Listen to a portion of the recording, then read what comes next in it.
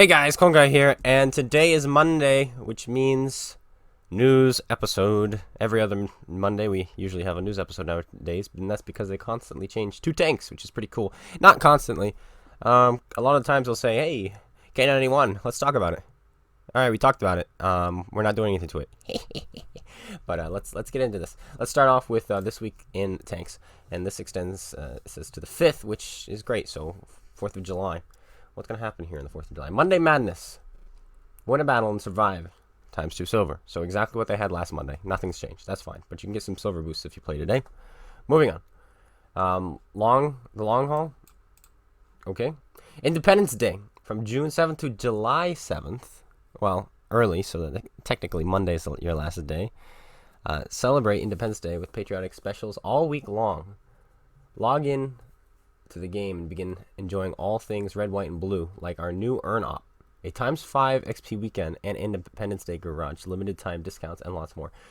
I don't know why they gave us dates here then, if they're not going to give us anything that correlates with these dates. Because all they say patriotic specials all week long, but they're not telling us those specials, right? So, I don't even know why they would mention this. If they told us the specials, it would be great. But an Earn Op, maybe the Earn Op correlates from the 30th until the 7th. The XP weekend would probably only be Friday, Saturday, Sunday, Monday. Maybe. But that's ×5, just like we predicted. And limited time discounts, so that's cool. Here's the Earn Op. So the 30th to the 14th. Okay, so the Earn Op is till the 14th. So yet again, I don't know why they have this date here without telling us anything, but that's fine. Our new Independence Day Earn Op allows you to choose one of 3 American tanks as your ultimate reward. Earn XP in any number of battles, complete the stages, and pick either the T-26E4 Freedom, the Vengeance T-25, or the Patriot T-26E5. And I'm going to be very honest with you guys, real quick. If you do not have it, this is the best pickup, the Patriot. 100%. Hands down, it's the best pickup you can have right here. If you are a newer player, and you already have the Patriot, or the T-26E5, I think the Freedom's pretty good for newer players. It really is. The Vengeance is not that great, but it does have 10 degrees of gun depression, good mobility, and decent gun handling on the move anyway. When you're standing still, it's not very accurate, as strange as that is. So it's going to perform really well with experienced players just because of your mobility and gun depression. Put gun depression and mobility in the hands of any player, any good player, and they're going to make it shine. Otherwise, though, I would stay away from the Vengeance, personally. The Freedom even has a better gun, and it has preferential matchmaking. But the best pickup here is going to be the Patriot, hands down. So keep that in mind. Weekly savings, if you care about these, the WZ-120 GFT, and the Defender at 50% discount. They don't tell us exactly what the price will be, but if you're interested in picking one of these up, there you go. 50% off, now would be the time to do it. But even so, now is not the time to do it, in my opinion, because quite often they have, like, what are they... I can't remember what the bundle is called, but they'll have this, they'll have the Patriot, they'll have the Nomad, and they'll have like the 50 TP, and it'll all be 70% off. And if you already have some of them, you get that gold back. And it's ridiculous. That's like the best deal. But that's what's going to be happening. But what's happening tomorrow? Tomorrow's balance changes. We've got the 430U and the 907. 2 Russian mediums at tier 10. Quite interesting. I'm excited to see what they do to the 907. And the 430U... I hope they don't touch its gun, because its gun has already been butchered enough. But let's see what they do with this. Because this is, I do admit, probably winning a lot of games and surviving a whole lot of games. Because it's got more armor than a lot of the tier 10 heavies. And it's a medium tank with mobility. So, I don't think the gun needed changing when they nerfed this thing. They should have done something about the survivability, in my own opinion. But let's get started. Let's see. Summary. The things that stand out the most are, this tank has an above 50% win rate. Okay? This tank is preferred by skilled players, but benefits all players that use it regardless of skill. Okay, so if you're playing this tank, you're going to have better stats than you would in most other tanks. That's what that means. Okay, this tank is a damage-blocking monster for mediums at this tier. This tank hits hard when you pen, but on average, it's acceptable in terms of damage output per battle. I can see that. Like I said, the gun is bad. We had a video where we played it twice, or 2 videos in a row where we played it. And the gun just didn't want to perform. But let's keep going. Based on this, we plan to do the following. Decrease the vehicle's health from 2,000 to 1,900. 5% reduction. I like that. I think That's one of the best changes they've made, and I'll tell you why. It's because what makes this tank what it is its armor and mobility. It's the combination of both, plus its turret, right? Why it has to have so much health along with that, I don't know. But if they want to decrease its survivability, don't touch the armor, touch the health. That way it still performs how you want it to perform in battle. It's just you can't take as many hits. You can't take as many penetrating hits. But if you're able to get into a position where your armor works, the health decrease doesn't matter for you, right? Or if you play support or play how you're supposed to or anything like that, the health won't matter for you. So that's a pretty good change, in my opinion. The armor is unchanged, but penetrating shots will be more deadly. Yes, that's what that means. You have less health, so if you get hit, you're going to be closer to death. They adjusted the vehicle strain resistances from 0.6, 0.7 to 1.7 to 0.6, 0.8, and 1.8. This will encourage tankers to use the vehicle to try to stick to the road and encourage them to really plan when going through softer environments. I don't know what the meaning of that is, but okay, sure. Okay, stay on roads, guys. They want you to play your Object 430U like a car. So remember that. Roads. Abide by the rules of the road, okay?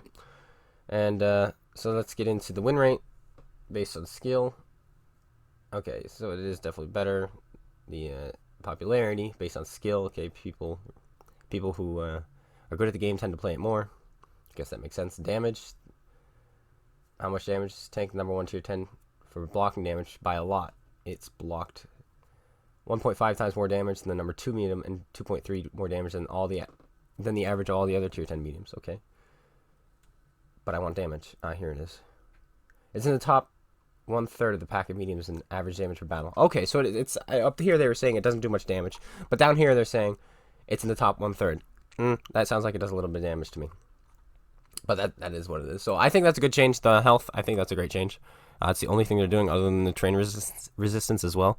I don't see a reason for the train resistance, but hey, whatever, right? But that's a good change. I wish they would give it a little bit better gun handling too. Just a little bit, just a touch. You know, okay, we're going to take this away from you and we're going to add this or something like that. But that's just my opinion on the tank. 907, I reviewed this tank, and the armor is decent on this tank. The mobility is decent. The gun handling is decent.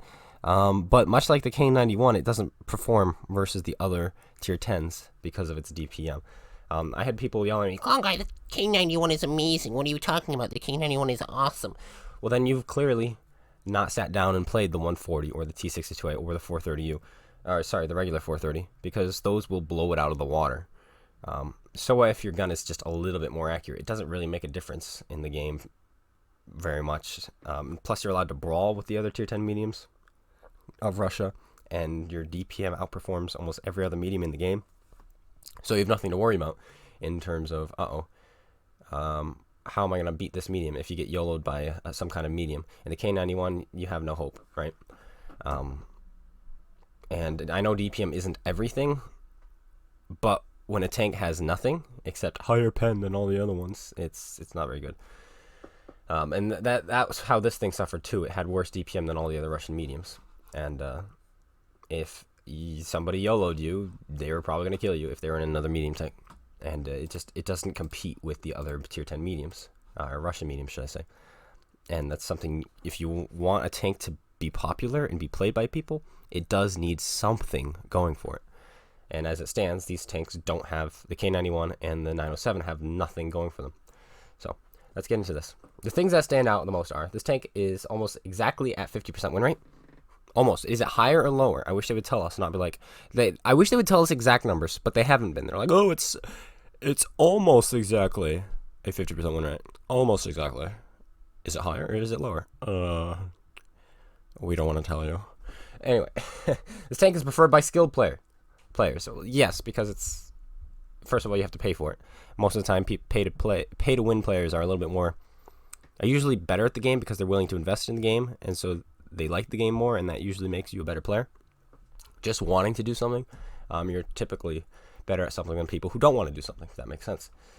But that doesn't mean all people who pay are good at the game. No, not at all. But anyway. And interestingly, the more skilled you are, the less likely you're able to be successful here. So what this means is, and this does make sense, because if you sit in your spawn and do nothing all game, you're going to have about a 48% win rate. 48 to 47, okay? If you do nothing for your team, that's about what your win rate's going to do. You have to literally hinder and block and be in the way and just be in the wrong places, preventing your team from doing what they need to do to have lower than a 47% win rate. And so if you do nothing, you'll have about a 47% win rate, right? So if bad players already have a 48% win rate and they're playing this, they're only dropping 1%. However, if you're a good player and you already have a 55% win rate, a 60% win rate, this does have the potential to drop your win rate even more than, you know, the 1 or 2% you would drop if you were a bad player. You might drop 3 or 4 or 5%. So this does make sense that a bad tank would hinder a good player's win rate more than a bad player's win rate. Okay? Just like it also goes the other way as well. A good player will have a much higher win rate in a bad tank than a bad player will. So anyway, so the damage output. Okay, actually, let's finish this here. This is a marginal drop, and the average win rate is still 50%, almost on the nose. Well, what is it? Is it 50 or is it 49? Like, tell us. Okay, the damage output of this tank is low for tier 10 mediums, both in terms of per shot and per battle. Oh, they said the same exact thing about the K91, and then they didn't buff it. I just want to let you know. This tank is a damage blocking monster for mediums at this tier, second place in this category. Even with the damage blocked, this tank has inconsistent survival chances compared to many other tier 10 mediums. Inconsistent survival chances I don't really care about. This tank doesn't need to be consistent in terms of survival. I think because it's Russian, it probably has its ammo rack like right here and right here. And so yeah, you're gonna that'll help with inconsistency, right? Based on this, we plan to do the following. Change the reload from 8.4 to 7.56. Ooh. A buff / decrease of 10%, allowing more shots downrange per battle and higher DPM. Ooh. This should allow the tank to fire more often while relying on its armor to survive, as it has been doing. Whoa. Oh man, okay. Let's look at the damage real quick, because I'm seeing similarities here now to this in the K91, what they said about the K91, and if you remember, they did not change it. Damage per battle. This tank is near the bottom of the pack for tier 10 mediums. And damage per battle with an average an average of 1755 per battle. Okay, 1755. Okay. Where's the K91? Here it is. What did they say about this tank? Let's scroll down. To damage. Damage per battle is average to slightly below average. It's on the lower end of the mediums at tier 10, but eclipses all light tanks. Huh. So these are the light tanks. Right? So it's on the lower end. So this is almost the same thing. It's almost performing, these two tanks are almost performing the same in regards to damage, right? And yet they didn't want to buff this thing. It's quite strange. Very strange.